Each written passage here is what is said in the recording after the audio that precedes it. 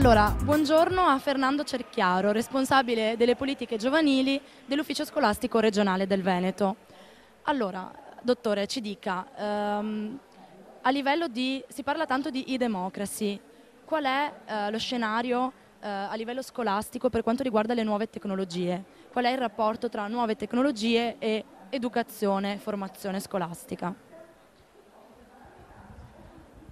Noi intanto stiamo cercando, ecco, di ridare significato, non solo valore, ma anche pratica alla democrazia attraverso una partecipazione più motivata, più reale e dunque anche più efficace. Il lavoro di rivitalizzazione, ma anche di ripensamento profondo che ha il rappresentante nella classe, il rappresentante di istituto, la consulta provinciale, abbiamo dato vita a un coordinamento regionale delle consulte, non è per risuscitare dei nomi, ma è per dar vita e significato oggi a delle esperienze che sono dal punto di vista teorico ineccepibili, dal punto di vista pratico erano cadute in disuso, no? Erano cadute in disuso. Il rapporto con le nuove tecnologie è un rapporto che a questo punto va coniugato avendo dentro non solo delle idee, ma delle persone concrete. Allora, il rapporto che io vedo primo, anche rispetto a queste tematiche, è di dar senso alle nuove tecnologie all'interno della didattica, cioè quella che viene indicata come una delle competenze chiave, no? Che è la competenza digitale, deve trovare posto nella vita, sì, deve trovare posto nella didattica quotidiana della scuola e solo in seguito, ecco.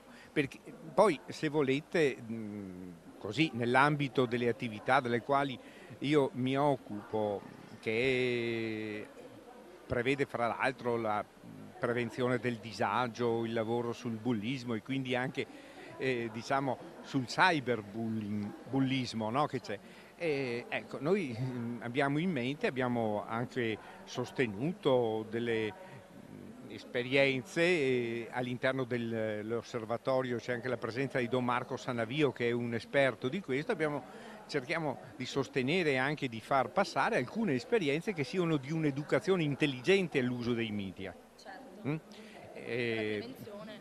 Proprio per aiutare a capire i ragazzi quanto questi strumenti dai messaggi al Facebook, che sono straordinari nella comunicazione, hanno bisogno di un supplemento di responsabilità che alle volte i ragazzi non che non abbiano, non si rendono conto di quanto devono avere, ecco, questa educazione. Certo. Però a me pare che il nodo vero, no? Il vero obiettivo è quello di fare in modo che nella didattica ordinaria questi strumenti aiutino a rendere più efficace e quindi più fruttuosa la didattica. Dopo l'insegnamento, questo Posso chiederle un'ultima cosa a riguardo, proprio come ha detto lei adesso, sulla regolamentazione dell'uso di questi strumenti potentissimi. Proprio poco fa un ragazzo intervistato nel nostro video box ha espresso la sua paura a riguardo appunto dell'uso delle immagini, della pubblicazione online di tutte queste informazioni digitali su Facebook e ha chiesto alla scuola una maggiore informazione su questo.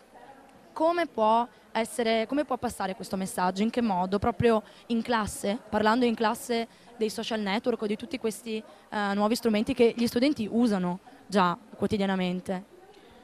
È nostra intenzione come Osservatorio regionale per il bullismo anche dar vita, diciamo, un po' a una campagna di informazione più dettagliata.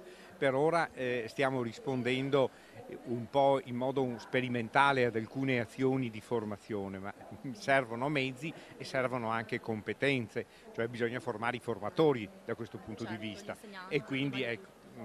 perché è impensabile che a livello regionale si possa mettere in piedi una struttura organizzativa che arrivi alle oltre 500 istituzioni scolastiche.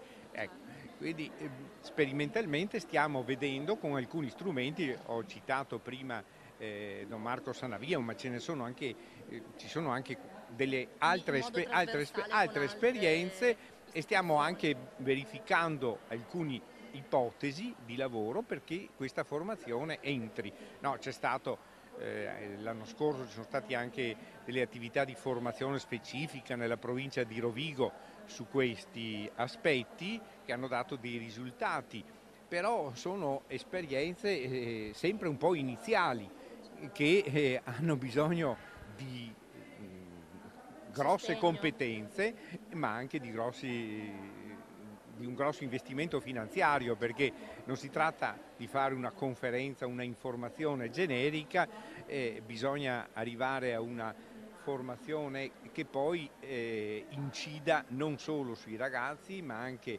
sui docenti, anche sui genitori, quindi è un po' tutta la comunità educante che deve riflettere su questa tematica. Certamente lo devono fare i ragazzi e la scuola deve prendere atto che con il regolamento non basta, ecco, no? Non è bastato il regolamento che giustissimo a mio parere, che vieta rigorosamente l'uso dei cellulari all'interno della classe, serve capire invece anche, serve dare le motivazioni.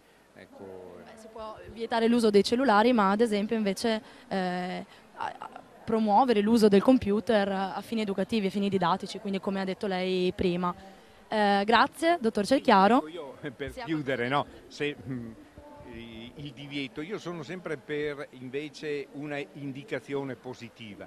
Io ritengo che anche su questo caso sia giusto riflettere, aiutare i ragazzi a riflettere su quali è la positività di un utilizzo positivo di questi strumenti. Penso che sia una strada all'interno della quale si possa capire che questi strumenti, ad esempio, mentre c'è un'ora di lezione, non possono essere utilizzati. Forse per registrare un'ora di lezione quando c'è il consenso, certo, e quando possa essere, no? Vabbè. Quindi mi sembra un'ottica giusta. Grazie mille, buona giornata.